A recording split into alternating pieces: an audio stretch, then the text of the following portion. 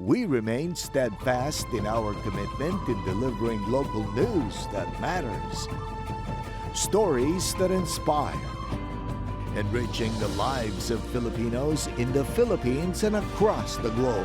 This is your GMA Regional TV. Buong puso para sa Pilipino.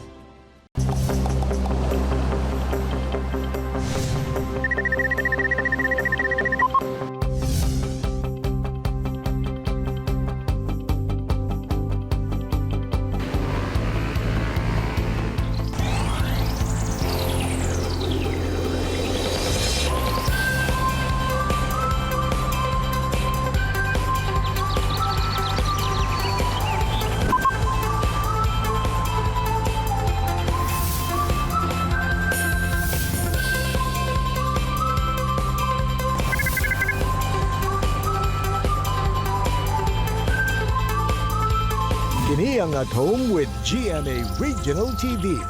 Happy Monday morning mga kapuso! Mas happy ang morning kung nakapamahaw na mo. Plus, sabayan pa og tanaw sa #1 morning show all over Mindanao, ang At Home with GMA Regional TV. Good morning, Sarah! Good morning, Sabsay, o good morning sa ato mga kapuso viewers all over Mindanao. Let's start the week right mga kapuso ug sugdantang atong adlaw kauban ang mga nagkariang istorya nga maka-inspire ka nato. This morning ato makauban ang usa ka Good Samaritan nga wala gyud gipasagdan ang iyang mga trabahante luyo pa man sa hagit nga hatud sa pandemya. Ang iyang story of hope this pandemic kana ang atong sayron. Samtang sabay-sabay ta nga magsana all og kiligon sa pinasahi nga wedding proposal sa Cagayan de Oro City tungod gipaagi kini sa usa ka flash mob performance. Dungan ta nga ma-inspire sa story of love sa lovers nga sila Joshua and Samantha. And sa BizTalk, ato makachikahan ang usa ka rapper nga tubong Zamboanga City nga si Ino Makata.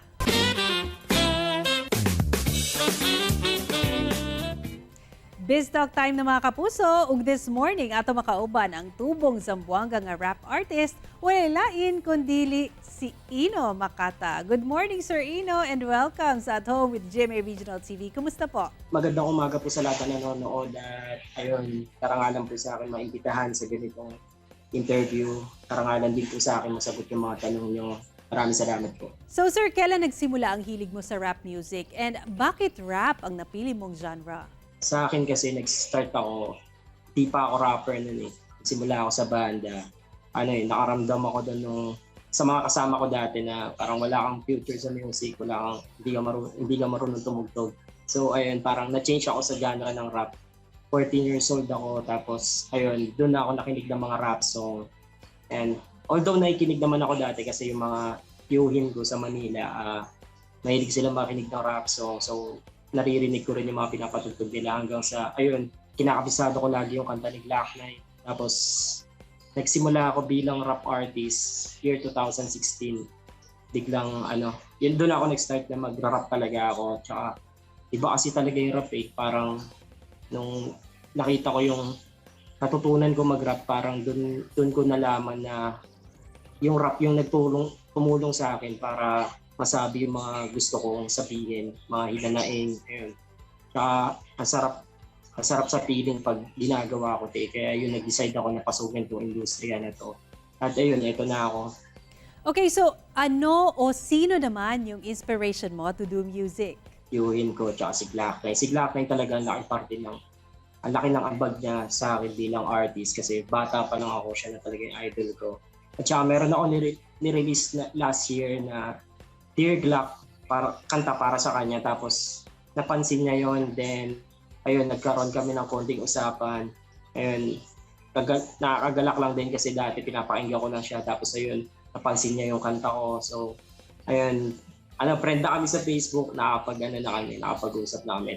So, have you tried performing outside the country and dito sa Philippines, ang mga lugar ka na nakapag-perform? So far, ano rin ang mga achievements mo as a composer and a rapper? 4 na beses na ako dinala ng rap sa Manila. Yung unang-una sa Philippine Cultural of the Philippines, yung unang gig namin. Kami yung parang nag-represent ng music na Zamboanga City. Tapos yung pangalawa is yung Tabuan Festival, yung sa Ateneo. dinala din ako doon ng para gumawa ng katha para sa spoken word poetry. Sa La Union yun ginanap, nandun yung mga batikan na writer. So, sobrang solid din ang experience na yun. Yung pangatlo, yung na-collaboration namin si Abra, si Raymond Abracosa, kung kilala niyo si Abra. And may kanta kami sa YouTube, yung Paradise Jam. Na-featuring kami, maswerteng na-featuring yung taga Zamboanga. Tsaka yung 2019 Rapture, isa siyang rap contest, buong bansa yun. Tapos kami nag-represent sa Zamboanga. Lahat 150 na grupo yung naglaban-laban para sa championship. Tapos sinuwerte na taga Zamboanga yung nanalo. Para sa akin yung yung 2019 Rapture. Kasi sobrang hirap ng pinagdaanan namin. Preparasyon, tapos yung mga kalaban din namin hindi rin biro. Isa pa yun nga, yung mga nanonood doon talagang pinapakinggan ko lang ng bata ako. Sila yung dahilan kung ba't ako naging rapper at karangalan din sa akin na makapagtanghal sa harapan nila. Tapos, ayun, yun din yung dahilan kung bakit magkakaroon kami ng proyekto sa Def Jam, yung international recording label din siya. And ano naman yung naging pinaka-challenging part sa career mo as an artist, especially during this pandemic? Para sa akin yung ngayong pandemic.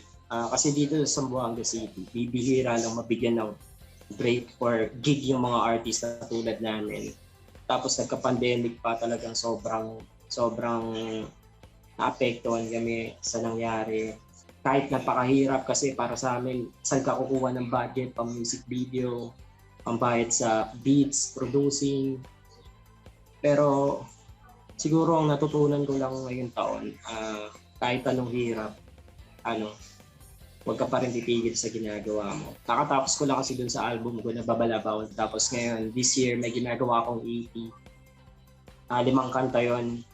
Nakapokus din ako sa event ngayon sa pagbalik ng hip-hop sa Zamboanga City. Din ako nakapokus. Tapos yun, siguro lang talaga mas excited ako dun sa lumabas namin ng music video ngayon, yung Gasapin. Isa tong collaboration ko sa taga-Canada. Lumabas na siya last 3 days ago. Lumabas na siya sa YouTube. Ayun. Okay, maraming salamat po, Sir Ino Makata, sa time na ibinigay mo sa amin dito sa At Home with GMA Regional TV. God bless po sa inyo. Ayun, salamat din po sa pag-imbita sa akin dito at karangalan kong mag-guest po ako dito sa ganito. Yun lamang po. Maraming salamat po ulit. Tutok lang mga kapuso, mabalik pa ang At Home with GMA Regional TV. Kini ang At Home with GMA Regional TV.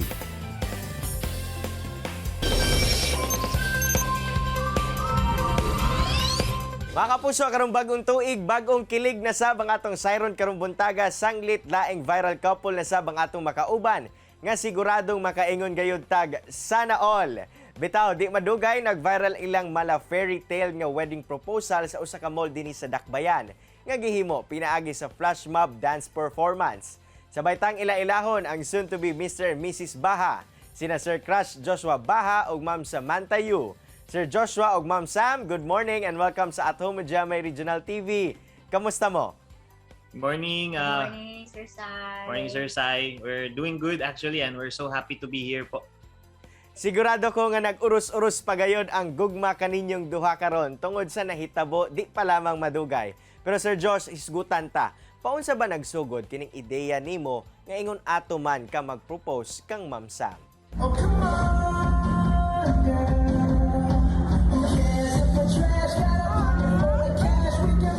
Sa tinod lang gino, digi ko dancer. Pero, akong personalities, gusto gid ko mo surprise. Siyempre, gusto ko nga malipayan ko ang loved one. So, na-realize na ako nga, basig ma-surprise siya sa ani. Kaya di gid siya mag-expect na magsayaw ko. Kay medyo seryoso magug ko nga pagkatao. And diligid pod kay ko ka ng showy. So, pamagiad to. Gusto ko nga, it's a symbolism to let everyone know that, hey, I'm marrying this beautiful and wonderful woman and here we are right now. Niadtong nahitabo na ang pag-propose kanimo Ma'am Sam, unsa pud ba ang dagan sa imong huna-huna niadtong panahona? Wa ba ka nakurat? Unsa ba imong gibati dihang nag-propose na gayod si Sir Joshua diha kanimo? Koan. wala ko actually nakurat nga nag-propose siya kay actually nauna magud among sabot nga magminyo ni. So before ang proposal tanan na ba. Tapos katong nga day man good prior to that yang mga yang mga ako friends nakasabot niya kay murag na obvious nga mag-propose siya ani nga day. Pero na-surprise ko kay dito sa tunga sa Abi na ko like dito lang sa kaasa may magkaon, anak ba. Then natingala ko kay nagpicture lang sa akong friend dito sa tunga kay na-change na bitaw ang kanta. Tapos kada ganun na kay ko anto kay la dagay kay tao niya. Mas na-surprise pag ko kay na viral siya. Niya naka-deactivate ko honestly sa FB. Andam. A few days kay daghan kinag-add. Pero Sir Josh ug Ma'am Sam, give us a little background no, sa inyong love story duha. Paunsa ba kamo nagkaila og hantod nga nagka-developan manggayod kamo? So our story started last July kay he added me on FB tapos I accepted him kay kuan man churchmate but I have never seen him before at church and bago ra pud gid sa church good like karon na gid na I attended yung 2021 tapos naka-chat me that night nag-chat me tapos diba nag-click It just clicked good. It just clicked. And then later did we know that wala siya kabalo na I have been praying for her naman di ay. Since June, I have been praying for her. Pero dili prayer nga kanang, Lord, ako ang siya. My prayer was more likely, Lord, protect her always. Prepare myself for her. So karon nga engaged na mo, unsa ba ang mga plano ninyong duha sa inyong pag-iisang dibdib? Actually, karon gid ka prepare na gid me for our wedding. We're preparing it to have it by April or May. Depende kung unsa ang mas comfortable sa both sides na mo. Sir Josh ug Ma'am Sam, aduna ba kamoy mensahe o tambag alang sa atong mga kapuso, labi na sa mga susama ninyo nga anaa sa relasyon Sam? Sa ako katulad yun, no? In everything we do, anchor lang yung tabalik sa Ginoo. No? He has, siya gina-hold sa tanan. And if dugay na mo sa relationship, and you feel that you're sure of the person already, we should really wait for God's timing, no? At the same time, prepare ourselves good. Kay part of loving the person also means preparing yourself for marriage. Dapat ato gid pong hunahunahon nga tanan nato buhaton, it should glorify God. Will God be happy about this, and will the other people be blessed because of this? So kato lang siguro medyo dagan-dagan pa may gusto iingon pero basig constraint na to sa time. So thank you kayo for this opportunity, GMA Kapuso. Sir Cyril, thank you so much for this opportunity, and to all the viewers, thank you kayo. Thank you so much, GMA. Dagan diyang salamat Sir Joshua ug Ma'am Samantha sa inyong oras kagihatag diri sa At Home with GMA Regional TV. Truly makasana all gayud kitang tanan sa inyong istorya. Ambing mo kanunay. Thank you. Thank you po. Chillax lang mga kapuso, kay mubalik pa ang At Home with GMA Regional TV. Kini ang At Home with GMA Regional TV.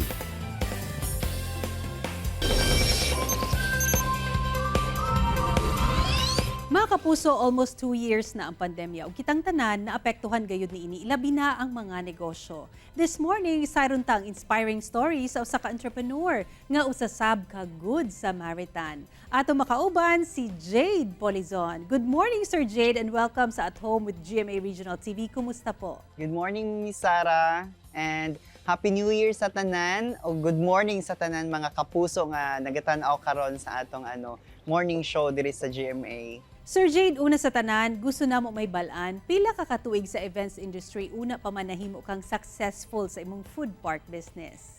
I've started my events company 2014, so it's about 6 to 7 years na karon ang company. But when we had the pandemic, we shifted some of our resources into a different venture onto business. Sir, as we all know, labing na apektuhan ang events industry this pandemic. Can you tell us giunsa nimo pagsugod o syempre ang pagbangon ng pag-usab? With that, I did a lot of planning jud para sa future sa akong company, sa akong mga staff, kay syempre ako mismo ang mahadlok nimo gawas, so gi-convert na mo among showroom into a marketplace. So kadto murag naging hit food ka ito siya, and dako kay itong tabang sa amo kay akong mga empleyado naka-sustain and sila pod mismo healthy and at the same time safe. Kay mo po na akong gikawarihan kung magsige sila gawas kay naka-stay in man to sila. Dati pa man jud pod, hilig na jud ko magtabang when I was in college, I was a student council, so na aming mga gina-support o ginatabangan nga mga orphanage, and dili jud tanan nahatagan ana na blessing, dili tanan nahatagan ana na opportunity. So regardless magamay nagmadako, kinahanglan nato na siya i-value, og if you can, you have to share it. Maora jud na siya kay that's fulfillment sa ato, aside from our financial fulfillment na makuha. Kana gyud layo ra ang happiness sa pagtabang o pag-share sa atong blessing. Alang kanimo sir, unsa ka importante ang spirit of helping, especially sa imong mga empleyado, ilabi na niining lisod nga panahon? Gibless ta ni Lord to be a blessing to everybody. So helping, we are giving light, naghatag tagkahayag sa mga tao na in a very na situation. So kana dili man nato na mabuhat all the time, but kung naa jud mi opportunity og naay chance, be a light to anyone. Give a smile. That's a very simple nato na way na makahatag tagkalipay sa ilaha, makashare tagkalipay. Sir, unsay nahimong impact sa imong pagtabang sa imong mga trabahante nga ana gihapon sa imuha na narbaho sukad sa events industry pa lang ka hangtod karon? So kana di man jud nako ma-expect nga tanan tao same og pagdawat kung unsa ang atong kaayo. So mao lang po na ako ang ginabuhat, kumutabang ta, tabang man na siya, so wala tay expect in return. Ang ato is ang impact nga nahatag nato sa ilang kinabuhi na one day in their life ma-realize nila nga sakto gid ay si sir, or di man sa ing ana, at least ma-realize nila nga maayo jud di ay ang mutabang kung dili man ano ang atong anohon. So kana ang ako alang day is to give value lang gyud sa ing ana mga ano kay as a human being, dili lang ta financially kailangan rich, we also need to be rich with our spiritual ato ang pagtabang gyud sa ubang tao. Kana siya. Sir Jade, how does it feel nga dili lang sarili nimo ang imong natabangan apan lakip na ang ubang tao? Mao jud na akong dako gid kay na siyang kalipay sar nga kanang makahatag ta og makatabang nga kanang bisag dili ta ing ana, dili man jud ta dato og di pud ta ing ana ka perfect na naa sa ato ang tanan, pero sa gamay nga butang kumatabang ta, dako na kay nag-value para sa ako, and ako na may mga butang nga akong nang na enjoy sa akong kinabuhi, gusto po na ako jud in a little way I can ma-share good na sa uban. Ako, I'm a hotel and restaurant management graduate din sa Philippine Women's College Davao. So sa school pa lang into na jud ko designing, into and syempre na jud ko background sa food. Then when I started my events company, I'm into design naman good, and I love plants, and sa balay pa lang si mama, kami sa mama hilig kay imig tanom. So kadto when the pandemic, actually ang pandemic jud ang pinakadakong kimurag sa tanan man siguro daghan kay tag nakatunan, daghan tag na realize na appreciate atong pandemic na time. So kami sa mama mo naman ni amo ang kalingawan, abto na mig gabi para lang magtanom-tanom. So kadto daghan naman kay imig tanom, na isip pod nako na since naatay open area na i-develop and we keep all it natural and as much as possible, sumuoto ang kandong mga plants, mga gipandala na mo dinhi kay nakit-an na mo unsa ang impact sa plants sa atoa during the pandemic. So it gives a lot of stress relief, mental health nato, physical activity, daghan siya maano, and nakit-an nato unsa ka crazy ang mga tao that time sa mga tanong. Food park and outdoor siya, so very timely and maoy gyud need sa mga tao nga among nakita. So I think mao po ning reason nga ang mga tao nagadaghan, nagabalik din hiya kay tungod they got that feel of safety and homey na at the same time, and good food kay we are doing our best na mahatag yun ang inato lang po na pagkaon. Di po ta mag-expect og 5-star, but kami were happy na good food jud among mahatag po din sa mga tao. Sir, doon na ba kay message of inspiration sa imong mga katrabaho and of course sa mga kapuso viewers nato? So kana lang gyud akong the spirit of helping and unity kay kani nabutang di man ako ni mabuhat ako lang tanan ay o alat ni sa ako mga empleyado. We have to value whatever we have ug atong ibutang sa atong mga dughan nga mutabang ta sa uban kay daghan joy nanginahanglan. Okay, daghang salamat kaayo Sir Jade Polizon sa time nga gihatag nimo kanamo dinhi sa At Home with GMA Regional TV ug God bless po sa inyong business. Mga kapuso, inspiring gayud ang istorya sa business entrepreneur nga si Jade Polizon. Alang kaniya, fulfilling ang makatabang sa katawhan. Tambag nini nga magpadayon nga matinabangon karong pandemic, dili lamang sa mga higala apan sa tanang katawhan. Samtang Sara, maka-inspire gayod ang love story ni na Crush Joshua Baha ug Samantha Yu. Sanglit gikan sa ilang pagka-churchmates, karon soon to be Mr. and Mrs. na sila. Matod nila, sekreto sa ilang relasyon ang hugot nga relasyon sa Ginoo o pagsinabtanay sa matag usa. Tambag nila sa mga single nga pray always until the one will come to you. Sana all! O mga kapuso, tambag sab sa Zamboangueño rapper nga si Ino Makata alang sa mga kauban sa industriya nga i-explore ang ilang talent aron nga mas mulambo pa isip performer. Mga kapuso, truly inspiring ug unta nakakaton mo sa mga storya nato this morning. Sama na lamang sa panultihon gikan kang Greg Anderson nga joy is found not in finishing an activity but in doing it.